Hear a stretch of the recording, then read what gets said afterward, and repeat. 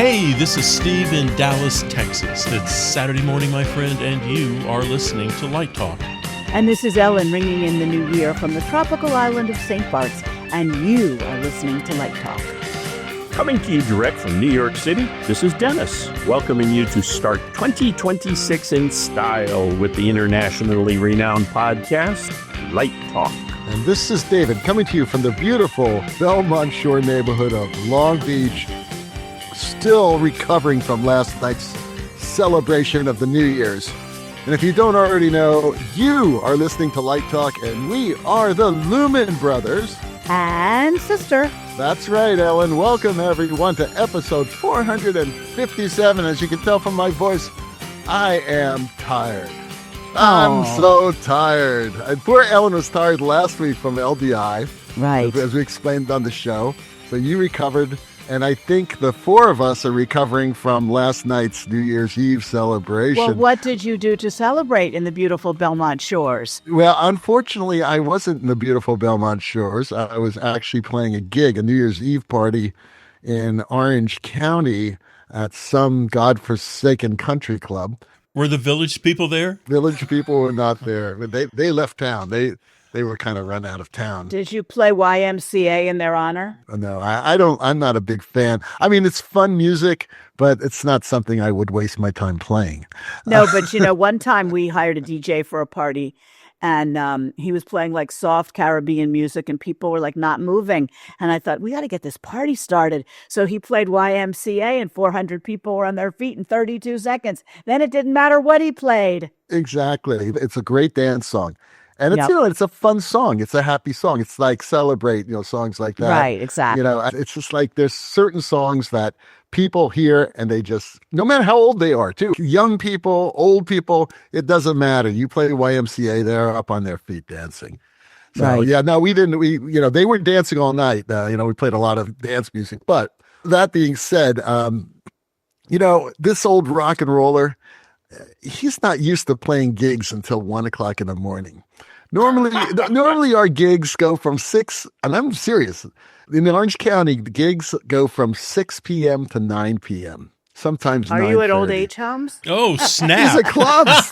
I mean, they certainly aren't Las Vegas clubs. They're not Vegas clubs. They're not LA Vegas clubs. don't open till 10:30. That's right. Back in Fort Lauderdale, we used to play till 4 o'clock in the morning. So this is a totally different scene. So I guess Republicans do like to go to bed early. So maybe that's what it is. I think you hit a nerve there, Ellen. I think he's breaking some 90-year-old hearts at the assisted living right. home. Your problem, David, is you just can't. The way I handle New Year's is I celebrate New Year's Eve between 7:15 and 7:30. I'm never tired. I am never tired. Well, it was funny because last night we had our sets worked out so that at 9 o'clock we played New York, New York. Right? Because that was the time, 9 o'clock Pacific time. The ball was falling. The ball was going. Yep. Okay. Then at 10 o'clock, we played Chicago, right? Oh, very clever. And at 11 o'clock, guess what we played? John Denver. Yes, John Denver, Rocky Mountain High. And then at midnight, after Auld Lang Syne, we played California Dreamin'. Oh, so it was kind of fun, I mean, we hadn't played these songs before, although we totally butchered New York, New York. You know what we did? They had a huge concert downtown on the dock here. They were expecting about 3,500 people, which I'm sure they got, but you could not drive through town. You had to take a little shuttle bus, and they were broadcasting it live. So we put on our pajamas, got in bed with 2 laptops, turned down the sound on one, cranked up the sound on the other, watched what was going on 3 miles away on the dock. That's the ultimate old person view of New Year's Eve. Okay, when you're actually watching it on TV 3 blocks away. Right. Now the question is, did you have a pair of socks on also? No, it wasn't cold enough for socks. You didn't have those LDI socks on? No. Okay. I must say something. Last week I disparaged the LDI socks online, and I must tell you, because I hadn't worn them yet, and I wore them. Cotton and they're they cozy. are so cozy. They are and Ellen, very thank you cozy. very much. I take everything Why did you I said. disparage them? I don't know. I was trying to be funny, but it wasn't funny at all. We were talking about swag. I don't know if you listened to the show now, but we were talking a lot about swag and stuff like that. Okay. And you said LDI was cheap and only gave out socks. I did not say cheap. Okay. Because someone stole my Yeti that was given to everybody in Light Talk from the table, and Brackley sort of fessed up to it. He said, "Well, that's why I have two in my bag." So I got really pissed off. I gave you my big one. A big one. The big one is the one that he's missing. No, the big one. Yeah, the big one. I gave you mine. Oh, did you? No, we Yes. didn't get it. Did we? Yeah, Did Lori get it from you? Maybe you handed it to I Lori. handed it to you right at the thing. I said, now you guys can have two. There they are. There they are. For our listeners at home, I'm holding up my two Yetis here. Okay, thank you very much, The Ellen. nicest swag I got, and I think it was from Patrick Murphy of Ilda. And if it's not, someone please correct me. It's a sort of a flashlight in the center with a large blue plastic thing around it. And it has it's like the Swiss Army knife of flashlights. And it has about 10 things, like screwdrivers of different sizes. Awesome. And a short blade and a little pair of scissors that all flip out that you can use. And then you also use the flashlight. It's a great little piece of swag. You need to add that into the thing next year. You know, we were talking about best booth design and best light best show. swag. No, we have swag. best. What are you talking about? We gave best swag last week. Last No, week We did- don't. No, but no, we no, don't. LDI. you guys. Okay, yeah, Right. LDI. I don't know. Then it's like saying you guys are too cheap, right? He doesn't mean our swag. He means among the exhibitors' swag. Yeah, no, we talked about exhibitor swag. We all agree that ETC had the best swag this year. That was And unanimous. cookies. Well, it was And very cookies. clever the way they did all that, including the Fred Foster Birkenstock pin. That was just adorable. Awesome. Yeah, they're pretty cool. Yeah, that was really clever. And it was really brilliant the way they set that all up in that room. Yeah. I was at Dick's Sporting Goods yesterday with my son getting some things for him, and they were selling those Yetis. They're $20 a piece, those little white Yetis. Yeah, they're And very the bigger expensive. ones must be more. Oh, the bigger ones are like almost $50. They I are would think huge. so, They're very yeah. expensive. But you know something? I still have my coffee from last night in my Yeti that I loaded up at 4 p.m., right? It's in my Yeti and it's still warm. Okay. And right Wow. now it's 11:15 a.m. the next morning. Wow. So, on New Year's Day. So yeah, it was crazy. Anyway, let's talk about New Year's. Okay. Let's get back to- Well, I have a question for Dennis. When you say that you lit Rockin' New Year's Eve with Dick Clark, did you light the live section in New York City? Correct. And then Lee Rose lit the Lee did Los Angeles. pre-recorded Los Angeles parts. Yeah, none of that stuff is live. No, the I only thing that was understand. live last night was New York City and I believe Chicago. Puerto Rico might have been, I'm not sure. I have a funny story about that because many years ago, we decided to do concert lighting master classes as an addition to the Broadway lighting master classes. And we decided to do them in Los Angeles. And we picked a place that was some sort of a huge studio. It was empty. They hadn't had anything in it for like 6 months. And they said, well, if we don't get anything within the next 30 days, you can definitely have it. We're past our booking deadline. There's absolutely no problem. You won't have to move, whatever. You can have the space. So we were figuring out how to design it and make it look a little concerty and whatever. And I get a call from Lee Rose, who says, I have really bad news for you. I'm like, what? He says, well, the studio where we were supposed to record Dick Clark's Rockin' New Year's Eve, some problem with it, and we've been moved to this other studio.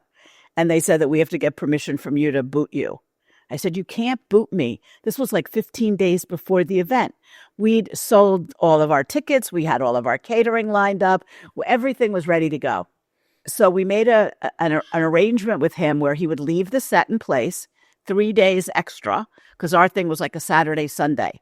So instead of killing it on the Friday and having PRG pick it all up, they left it till Monday. PRG picked it up on Monday instead of Friday, and we used it. So people walked in and they're like, wow, this is amazing. You built all this for us? And we're like, well, actually, no, it's for Dick Clark's Rockin' New Year's Eve. And they go, oh, are they going to record it here on New Year's Eve? And we're like, yeah. That's wild. Wow. It had That's a already funny been done, story. but a lot of people never read the small print, and they're surprised that it's pre-recorded. Yeah, it really is. Lee did that. I think I did Dick Clark's show in New York for about 30 years exactly. And Lee probably did all 30 of those in L.A. I think he did 32 of them, actually. Right. It's because people used to say to me, how many years are you going to keep doing this thing? And it was a lot of fun. And, the first week of the year when you get a gargantuan paycheck, which is what that week was like, you just keep doing it for good luck. But you've But stopped I used doing to it. say, I'll do it as long as Dick Clark does it. And on my 30th year, Dick died, and that was it. Yeah, the only person around here who gets a gargantuan paycheck on the first week of January are the property tax people in California. That's funny. The interesting thing is I passed the show on to one of our other senior LDs, Mike Grabowski, and he's been doing it for the last 12 Did he or do 13 it this year, years. too? Yeah. I grew up with Dick Clark because American Bandstand was in Philadelphia.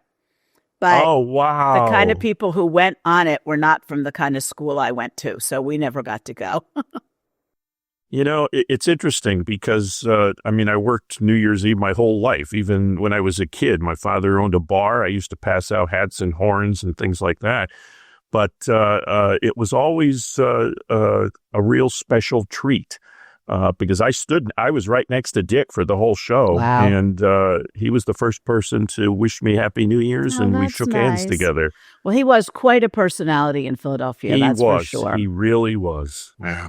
Really But amazing. now Lighting Design Group is still doing it after 45 years, I guess. And We're why still did doing you the New stop? York scenes. I stopped because I just got tired of it. I just Yeah. passed it on to Mike Grabowski in our company, and they do it. It's changed a lot this year because Glenn Weiss now directs it. He's directing it for the last he's maybe the Tony 10 director. Tony's. Right. And the Oscars. Yeah. And I think he does the Grammys, too. I'm not Maybe. sure. But he's been doing it for the last 10 or 15 years since when Ryan joined Dick. And then when Dick died, Ryan took it over, and it's now his production company as well. And ABC's kind of backed out of it a bit. So they do things very differently. And they used to use a studio right in Times Square that was the Times Square studios that shut down when Disney opened the new facility this year. So if you notice, everything was outside. And it was cold. We had to light the top of the NASDAQ building, the Bertelsmann building, the stages where the performance takes place. Wow. And it's a busy couple of days for the lighting team. I have a question, Dennis. Do you own a yacht? Because Oh, look, he's not denying it. he's not denying it. Because we have interviewed several broadcast lighting designers, and they all seem to have yachts. And as a matter of fact, one of them, who's going to remain nameless, got upset when I called it a yacht. Because he said, actually, technically, this is a ship. And I said, Oh. it's me. Well, most of them, not most, but many of them, lighting designers, have planes these days. Yeah, there you go. Planes. I can emphatically and honestly say I do not own a yacht, but the owner of LDG does indeed. That's right. And kids, if you listen to this podcast, get out of theater, get out of opera, God knows, get out of dance, And get into broadcast. the broadcast lighting, because Right. that's where the money is, man. I tell Go you. be an apprentice Good to for Dennis. you, Dennis. Congratulations. So tell your owner that St. Bart's, where I live, is the place to be with yachts on New Year's Eve. There were 340 some boats checked in here last night. Now, boats, think- Wow. ships, not boats. 100. Well, only 130 of them were over 100 feet Okay, there you go. or Only 200 feet or whatever. Some of them are huge. Yeah, They I look think like cruise ships. I mean, it's The world has changed a lot. I have a horror story. It's an airplane story. Happy New Year's, everybody. We're gonna get an airplane crash. we're going to story. crash. No. It was last Christmas, and my daughter is getting her PhD at SMU, and it was getting late in the last day of classes before break, and she turned to the instructor and said, my dad's picking me up at 6:00 this evening, so I can't be late. And the instructor looked at her and said, "Oh, is he just flying in?" The implication is that I surely must have a private plane because Because you're a professor? Well, no, but if you're at SMU, of course your dad's picking you up. Right, It's an right, airplane. right. Flying in to Tuition. get you to take you Got it. home. Yeah, That's yeah. hilarious. That's probably true. All right, so let's get on the show. We're going to run out of time. We're already halfway through the show. We haven't talked about anything lighting this year, and we should Yes, talk we about did. it. We talked about Ryan Seacrest. We That might talked be a about good Ryan thing. Seacrest. Yeah. Okay. Well, speaking of lighting, something I saw this week that really shocked the hell out of me. I took the kids to see Zootopia 2 in the movie theater, Mm-hmm. and the movie was projected with a laser light projector. Yeah. It's the first time I've seen a movie with a laser light projector. I don't know if you guys And have what do you seen it think? or were even aware of it, but it was very different. Well, they not use the only in laser terms- projectors in the theater. I mean, Zach uses laser projectors all the time, to project for the images. graphics and Yeah, everything. to project all that. I hadn't seen a movie yet with laser light. Look, it still looks like shit compared to your good, nice home. It really did not look that good. No. And the movie theater was like promoting it like it was the be all and the end all. They're desperate. You mean you still miss 70 millimeter film? Yeah, I think so. Yeah. Well, it's digital. Yeah, no, I understand, but those of us who grew up with 35 millimeter or 70 millimeter, like when you saw, Peter O'Toole in whatever that was called, and in 70 Lawrence of millimeter, Arabia. yeah, it was amazing, just amazing images. Those years are done. And matter of fact, I just found out that many of these theaters, if not most of the theaters, actually don't have the films there. They're actually streamed from a central They're location. streamed in, Right, yeah. They're exactly. streamed in. So it's just going into the projector and going, boop, and onto Right. stream. But, look, we went to see the Rolling Stones thing in IMAX, all right? They have this thing going out now. There's an old, Steel Wheels tour, which, by the way, was a brilliant design. I don't know who designed it. I'm sure it was somebody Mark very famous. Fisher, Stu Fish, London. Thank you. You're right. Mark Fisher. And it is incredible. It actually was a trend-setting tour because the set was gigantic. And I've never seen Mick Jagger run so much in my life. Right. From one side up and down stairs and all this stuff. I said, man, that guy's in good shape. Well, And he that was like in the late 80s, so Mick was still young. Yeah, he was still young, but it was originally filmed for IMAX. Right. So it was really great. If you haven't seen it, go see it. But, still, you're looking at this, and I know they've done some restorative work on it, but it still didn't look as good because you don't get the blacks. You still don't get them because movie theaters aren't set up that way. And until they get to a point where they get full OLED, light emitting screens, which I haven't seen yet in a large auditorium, I don't think you're going to get that. But the problem also is that people aren't going to the theaters anymore. They just aren't. I mean, people are spending their time at home. It's cheaper. It's less expensive.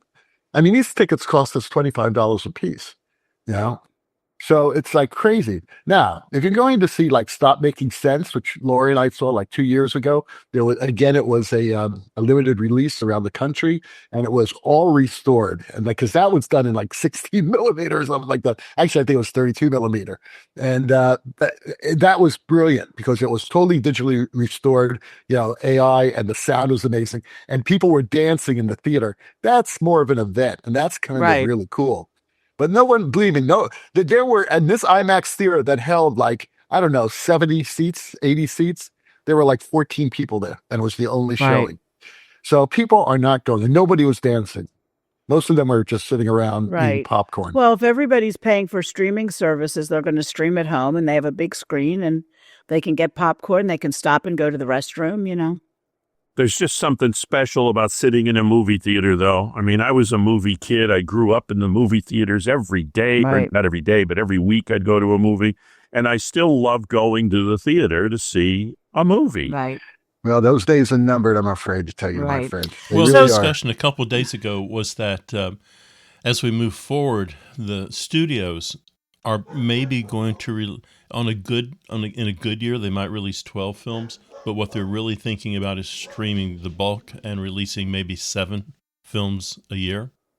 Well, that's, because I think Netflix has really turned the tables upside down, and Netflix never puts those movies in the theater, and they're doing great. People are binge watching Emily in Paris. They're binge watching Inventing Anna, whatever it was called. They're binge watching Bridgerton, and they make little movies out of it. You spend 5 hours or 6 hours just glued to your screen when these things pop. And then they've got all these documentaries they're making. There's one coming out on Mick Jagger, speaking of music stuff. And I think that they've really put the theaters in the crosshairs. Absolutely. Well, the theaters are shutting down. I mean, in the town I live in, when we moved here 10 years ago, there were 3 movie theaters in the town or in the suburb that we would attend. None of them are open for business anymore. They all went under.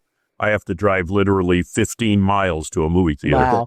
I've got a brilliant segue with as far as movies and digital and stuff like that is great video, movies or limited series or series that we have seen either in the theater this year or on television. Is that a question? Well, adolescence. No, adolescence, absolutely.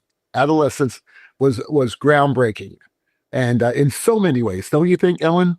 Absolutely. The lighting was extraordinary. The one-shot whole episodes was really groundbreaking, and it was a good story, well-directed, wonderful acting, and just gripping emotionally.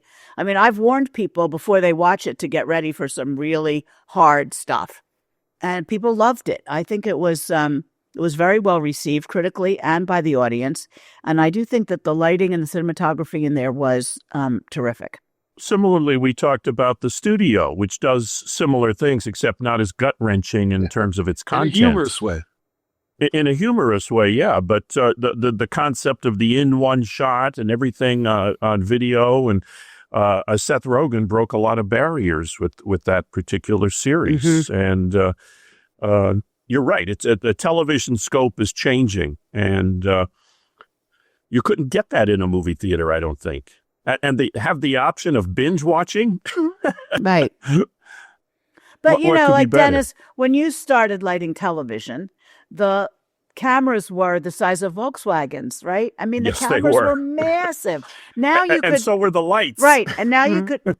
Shoot on your iPhone. Yes, now you can shoot the movie on your iPhone, edit it on your iPhone, and release it on your iPhone. And if Netflix likes it, they might pick it up. I mean, you never know. The world has changed a lot in the last 40 years. Yeah. Okay, let's talk about another series, that one that Lori and I just finished, and that is Puribus. And that is, again, stunning art direction, a great story, beautiful lighting, where sometimes they're just using natural lighting in it. But a lot of times it's enhanced, because it's either done on location or it's done on a set, and a lot of it is green screen, and brilliantly green screen.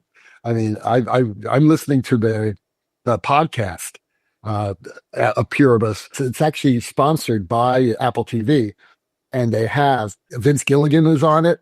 The art director on it, the cinematographer's on it, the actors are on it. It's an incredible podcast. They talk about how they do everything and how they did everything. Up until like the choreographers talk about how he trained all the extras to move in a certain way.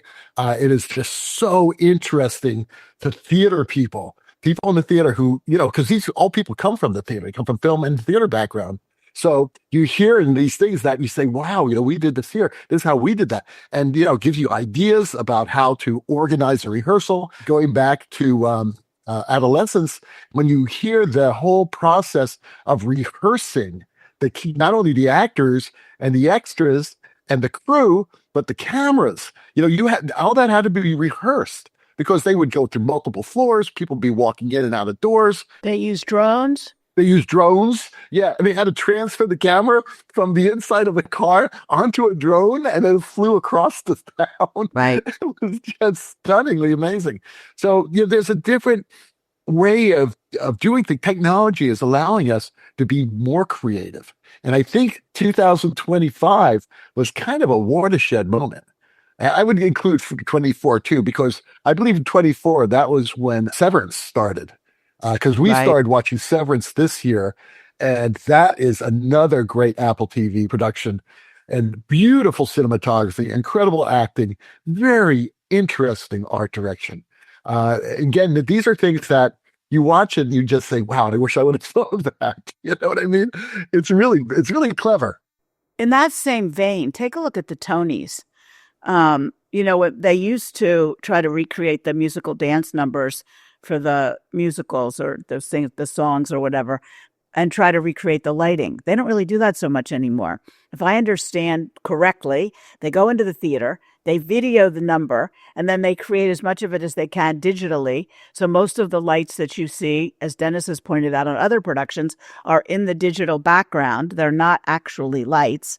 So that's like a big technology change also for these award shows. Yeah, can we talk about that for a second? Because Dennis sent us, I was not unable to watch the, what was it, the Dick Clark thing last night that you were watching? Yeah, Dennis? Rockin' New Year's Eve. Yeah, the lights are in the graphic images. Yeah. And In the Vegas stage. Yeah. yeah. And, it's like, they did that in the Emmys. I'm sorry, the Grammys last year. Yeah, I missed the Grammys. Yeah, I didn't see actually, that. it's very well lit, and I liked it. But you could tell, people from the theater, technical theater, and you could tell when something's projected and something's real. Well, go back to the Tonys and look at like the Hamilton mashup that they did, which was an original number because it doesn't exist in the show, and a lot of that lighting is digitally produced in the LED screens. I think it's fascinating. I had done a news studio for CBS News, and they did a video volume that's really exceptional by the company Sweetwater. And in the video volume, as you pointed out, they'll put lights so that it creates a certain reality. And in the graphics for the CBS Evening News, there's these hi-hats and architectural fixtures, all sorts of things to make it look real. The graphic designer, when we were getting it all cued and lit, said, Dennis, how much control do you want over the practicals and the graphics? And I said, what are you talking about? He said, every one of those lights that are architectural fixtures that are in the graphics, we can give you the control over so that you can literally change the intensities and the colors and make adjustments to the lighting fixtures in the graphic virtual world on the lighting console in the real world. By controlling the pixels. Correct. I love it. I love it. We use light from projections all the time to light actors. And if you have to consider it because it's coming from the back or from the sides. Sure. But also you do it intentionally. Many times I've worked with projection designers where I say, let's just have a door, like a door of light coming from stage left. And that's all we'll use for the scene. And he said, sure, I could do that, no problem. And you don't need a light there. Matter of fact, it would have been impossible to put a light there because there was a big LED wall there, right? So I couldn't put a light there. So I said, let's just light it from the projections. And absolutely. And it looks more realistic. It's really interesting. It's much more clean, much cleaner. Here's the problem. It's why I sent you those photos from the show last night. That was driving me crazy. I don't know how they had maybe 24 fixtures there built into the video wall, and they were doing the gags. They were doing projected beams and gobos and breakups and textures and all that.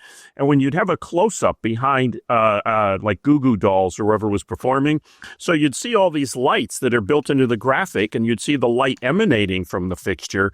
But they were just positioned in midair. Look at the pictures I sent. There's no mounting hardware. 2D.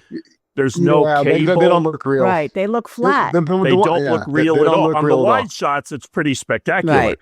But once you see that close-up behind an artist that's performing, I was like, oh, man, this is driving me crazy. But do you think the audience notices? No, the audience does. They have no clue. Most of the audience. No, they don't. They think there are real lights back there. But I mean, there are giveaways, dead giveaways. Even when it's done well, I can tell when something is either real or fake. And it depends on if the camera's moving and the perspective on the perspective object is off, not right? Moving. Then it's like, but if you look closely at those images that we sent, Dennis, you'll see the flares coming up the lenses are all mirrored. Each lens has the same flare. Oh, the same. Yes, you're right. You're right. I didn't notice that. Look, that's really nitpicking. No one notices that. Hey, have you guys seen Navy Happy Ending? No. It is absolutely unbelievable. I'm not going to tell you how I saw it, but I saw it. Okay. And it is some of the most stunning work in lighting and projections that I have seen. Definitely on Broadway. Ben Stanton is lighting designer. We should get Ben on the show. Right. The projection design is George Reeve. We need to get these people on the show because it is so brilliant and deserves every Tony Award it won this year. But it is some of the most amazing lighting I've ever seen. What did you like about it? Well, it sort of reminded me of a circ production called Iris that played in L.A. for about, I don't know, a few months. I don't know, about 10 years ago. And it plays a lot, it uses a lot of moving apertures. Of course, Iris being a show about the movies, did a lot of thing about apertures, and it's kind of cool. But the opening of the show is, I don't want to give it away because it's kind of a very stunning effect, but using projections, mostly video and live performance, it really mixes it in. And it really makes sense for the whole meaning of the show if you know what the show's about.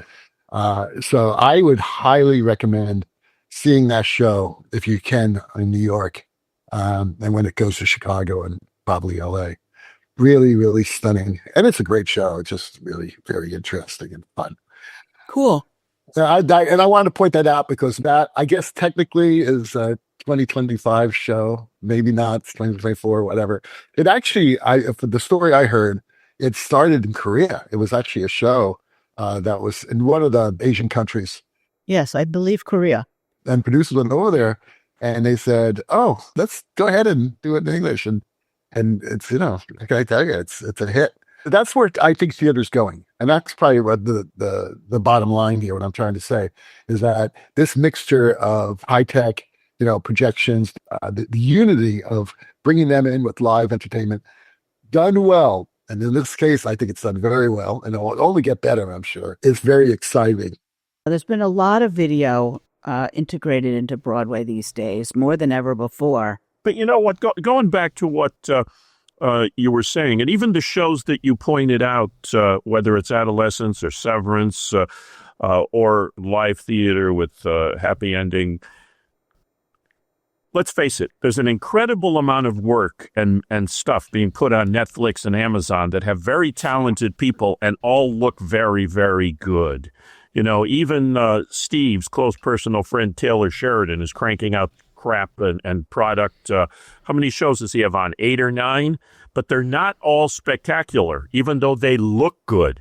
Shows that you're talking about that will draw an audience in and are worth watching not only look good and have talented cinematographers and costume designers and writers, they've got great content. And the bottom line is, it's all about the content that's being presented to, and let's face it, if you have good content, then you might as well make sure there's something beautiful to look at. But there's not many things on television that look terrible anymore. They're really paying a lot of attention to the visuals. Right. Tulsa King, the Sly Stallone thing, it's escapist drivel, but it still looks very good. It's always been about content. Yeah. Now, when we're talking about a show like Pluribus, written by Vince Gilligan, now he has an incredible track record of shows with great content. I mean, Breaking Bad alone and Better Call Saul. Incredible series. These are milestone shows that lasted 8, 9, 10 years. But he has a great mind. He has a great creative mind. He writes everything. He directs a lot of it. It's just, there's a reason why he does this sort of thing and why all of this stuff is successful. Right. And he gets the best people. He tries to use the same crew from Albuquerque on every series. He films all his series in Albuquerque. And they asked him why in the podcast. He said, "I know everybody there. I like the crews, and it gives me a variety of things to do, about places. I kind of like Albuquerque." So that's where he films the shows. The show I was talking about was The Picture of Dorian Gray with another actress called Sarah Snook. She apparently played a lot of different roles, and half of it was video and half of it wasn't. And there was no understudy because they couldn't reshoot the whole entire thing anytime anybody was out. So if she was out, it was closed. And that was apparently very groundbreaking as well in terms of use of video and lighting on Broadway. You are listening to Light Talk with the Lumen Brothers and Sister. And Light Talk is sponsored by... Well, Dennis, today we have a Tales from Texas. Why lighting designers wear a cowboy hat. Recent observational studies conducted backstage in dimly lit theaters suggest a cowboy hat is not a fashion choice, but rather a biological adaptation of the entertainment lighting designer. better known as Lux texicus feral.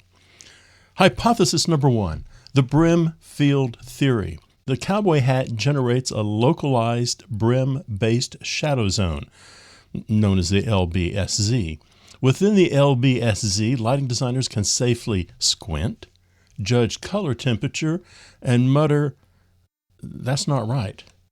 Hypothesis number 2, photon herding mechanics. Photons, like cattle, are naturally chaotic and must be controlled. The hat increases perceived authority over light. Moving lights respond faster to commands when the designer's silhouette includes a hat. This phenomena is known as the OYER effect, the optical yeehaw resonance. It is a documented fact that Verilight fixtures hit focus more accurately when the hat is tilted at a knowing angle. Hypothesis 3, memory, storage, and cue retention. The crown of the hat functions as an external RAM module, stores cue numbers, maintains coffee to sleep ratios, remembers why Q69 is cursed. When the hat is removed, the LD immediately forgets. What song is this? What palette is this? What the hell band is this? Hypothesis 4, environmental awareness and head trauma avoidance. The brim acts as an early warning system. If the hat hits truss first, the skull survives. If the hat clears the truss, but the head does not, well, that LD deserved it. Strobe environments trigger an automatic brim lowering reflex protecting the eyes. Designers without hats historically walk directly into pipes. Stare into strobes, just to check, accidentally turn everything magenta, and then defend that decision. Hypothesis 5, social signaling and producer deterrence. A good Stetson functions as a visual reminder. To electricians, it says, "I know what I'm doing."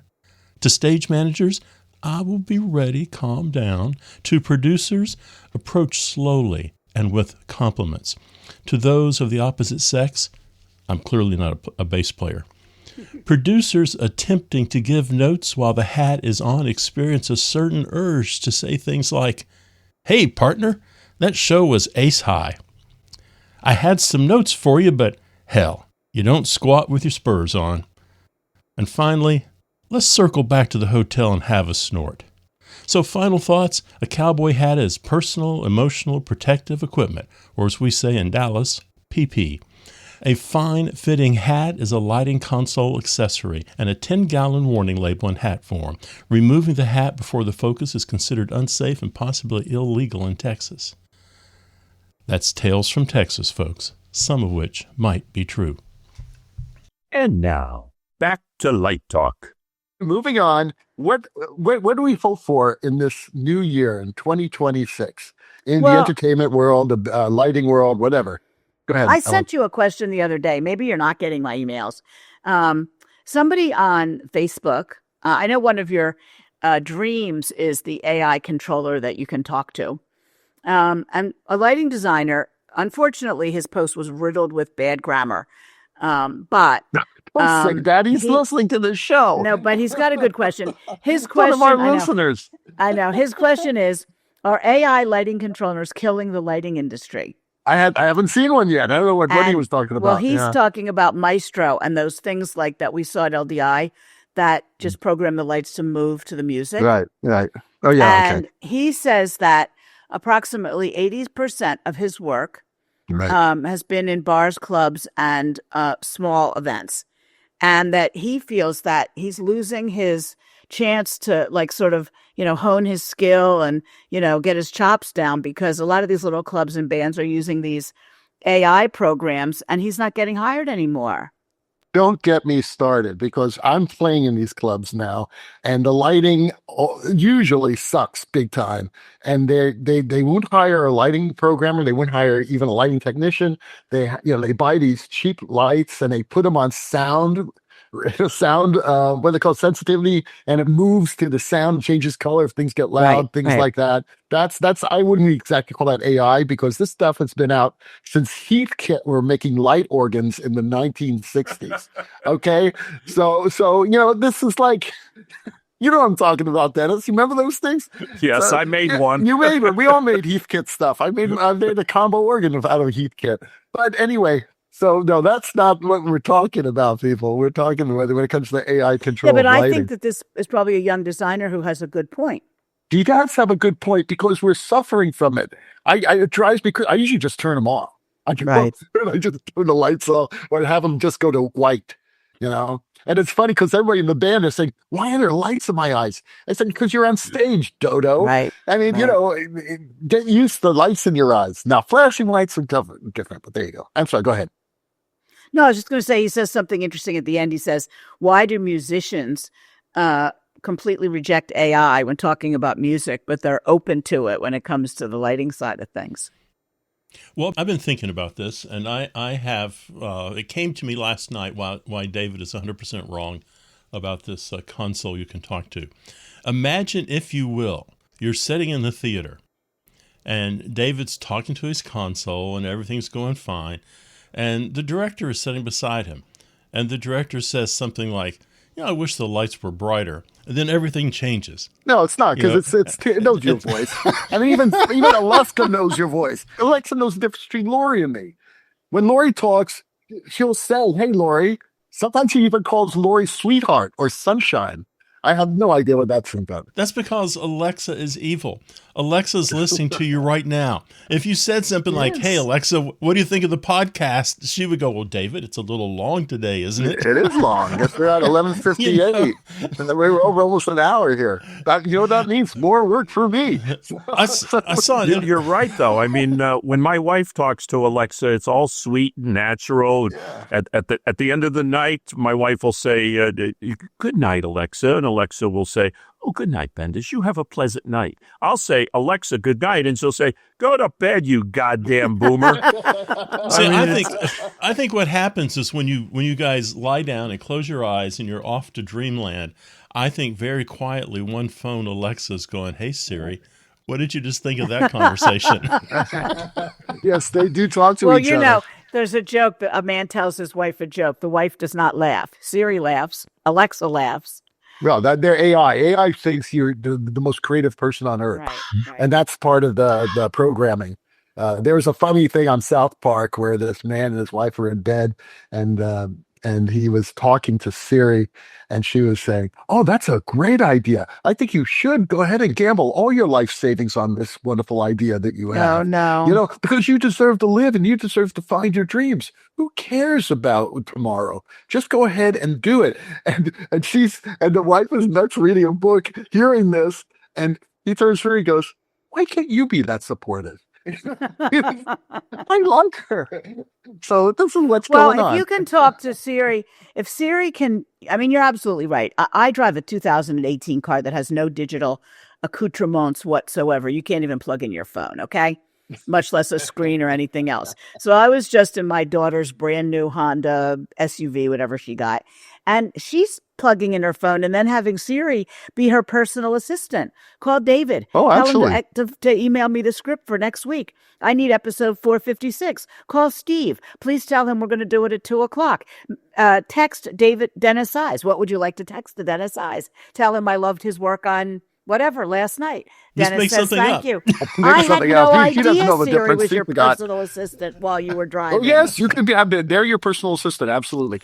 I need a new car. I mean, we drove to New York from Philadelphia. My daughter got 6 hours worth of work done. Yeah, it's awesome. If you know how to use it, AI is a wonderful thing. You have There was a cars down show in a St. million Bart's? years ago, and there was a car called Kit. Did the same thing. Yeah, Remember the Yes. car?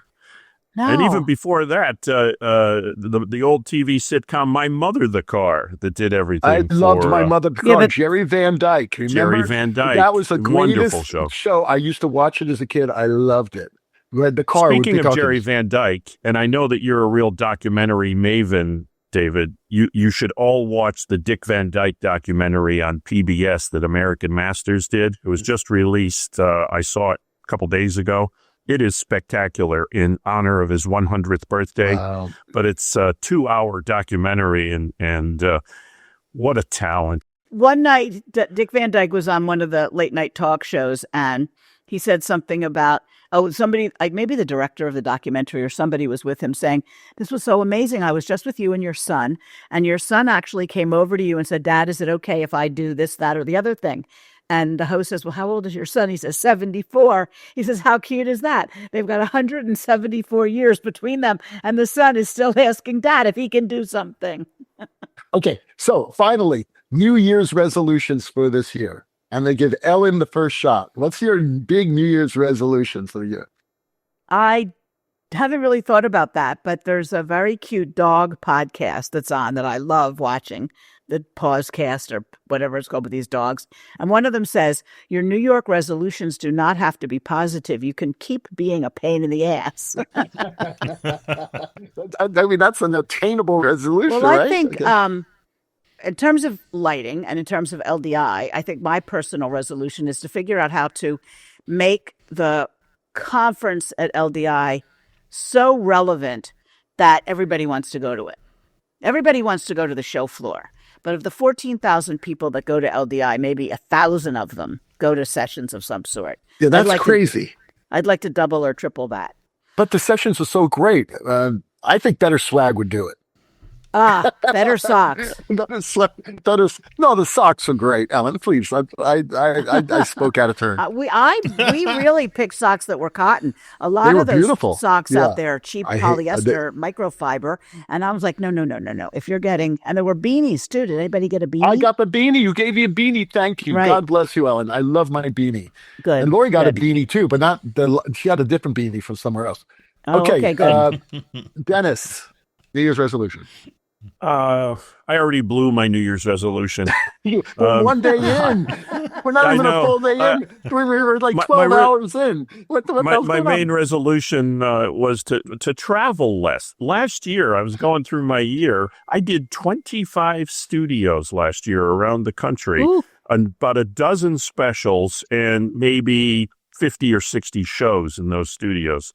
It was just crazy. And I took a month off to have a hip replacement in the middle of April. One of the things that I resolved is I'm going to travel less and spend more time at home.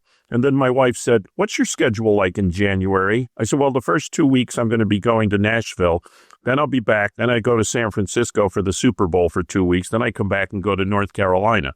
I'm going to be home for 5 days in January. So I blew that New Year's 5 days resolution. in January now. But listen, someone's got to pay for the yacht payments, Ship. But, going to what Ellen said about LDI, and I mentioned this last week, the little luncheon that we had with the Lumen brothers, unfortunately, Ellen couldn't join us, was just a wonderful little gathering. And I've done probably 4 or 5 little gatherings with colleagues and people that I haven't seen in years over the last month. And I think my real resolution is to spend more time with Lumen brothers and sisters and friends and colleagues. You know, it's one thing to work with people. And let's face it, I like to work with people that I'm sure you do as well, that you like and you go out afterwards. But I'm talking about just getting together to shoot the breeze and just bullshit. Well, and come I don't on give down. We myself can have that LD luxury. Island. LD Island. LD Island. We got to do the thing. So we've been talking about going to the Faroe Islands for years. Right. But now we have an island within our reach. You do. St. Dennis, Bart's. what are you doing for the Super Bowl? I'll be doing all the pre-show, pre-game, and post-game, everything essentially except The game. the Halftime show. Wow. Everything Yeah, I have except about Bad Bunny. 13. We have about 13 stages all around San Francisco and Santa Clara. Wow. Got 3 stages on Alcatraz Island. It's like, are you shitting me? On Alcatraz, you got 3 states? Yeah. You have to take stuff out there on a boat? They're doing a lot of fun stuff. We also have a boat that's going to be stopping at 7 different places in San Francisco Bay. How much are they paying you to rent your boat? And it circles right back to the top of the show. Nice work, Wouldn't Steve. that be funny? They come in and they say, no, here's San Francisco, but we're dropping you off at Alcatraz. I went one time when Light Fair was in San Francisco. The dinner party was at Alcatraz. They took everybody out there in a boat, and they had couple guys who had been prisoners there sitting in their old cells telling stories. It's quite fascinating. Yeah, it is. We were there last year, and when I was doing a show out there, and it was. I'd never been to Alcatraz, and I thought that was really cool. Okay, Steve, what's your New Year's resolution? Well, clearly there's only one, and that is to get to Las Vegas maybe 4 or 5 days before we record, so I can go to some of these sessions for the first time. Yeah. Well, you let me know which ones, and you'll be my guest. Whoa, thank you. That's awesome, Ellen. That was very kind of you. Are you going to toss a beanie in also? If we have them, I'll be sure to toss one right in your direction. Bring the beanies back. They're fabulous. Well, it's cold out there in December. The beanies are good. The beanies are great. It's cold here in California. And Lori and I are both wearing our beanies.